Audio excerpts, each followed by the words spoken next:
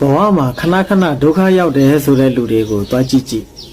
အခုပြောမဲ့အချက်၃ချက်သူတို့မှရှိတယ်အဲ့ဒီအားနည်းချက်ကြောင့်ပဲသူတို့ဒုက္ခရောက်ရတာနံပါတ်၁အချက်အာနာတတ်တာနေရာတကာအာနာတတ်တဲ့လူမျိုးဦးစင်းတို့လိုလူမျိုးတွေနံပါတ်၂အချက်စိတ်မနာတတ်တာ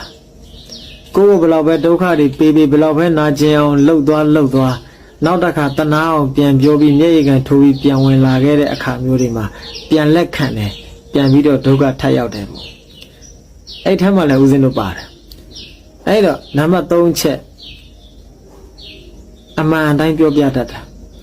ကိုယ့်ရဲ့အားနည်းချက်တွေကိုယ့်ရဲ့တိမ်ငယ်မှုတွေကိုယ့်ရဲ့တောကတွေကိုယ့်ရဲ့ဒုက္ခတွေကိုယ့်ရဲ့အတွင်းရေးတွေကိုကိုယ်လိုပဲလို့ထင်ပြီးကိုယ်လိုပဲရိုးသားလိမ့်မယ်ကိုယ်လိုပဲဖြူစင်လိမ့်မယ်ကိုယ်လိုပဲကောင်းလိမ့်မယ်လို့ထင်ပြီးတော့ပြောပြမိရာကနေအဲ့ဒီအားနည်းချက်တွေကိုခြာနေတော့ကိုဒုက္ခရောက်ရတာပေါ့ဒါကြောင့်ဘဝမှာဒုက္ခခဏခဏမရောက်ချင်ဘူးဆိုရင်အာမနာတတ်အောင်ကြိုးစားပါစိတ်နာနိုင်အောင်ကြိုးစားပါလူတိုင်းပေါ်ကိုမေတ္တာထားပါဒါပေမဲ့လူတိုင်းကိုတော့ကိုယ့်လူကြီးပဲလို့လွယ်လွယ်နဲ့မထင်လိုက်ပါနဲ့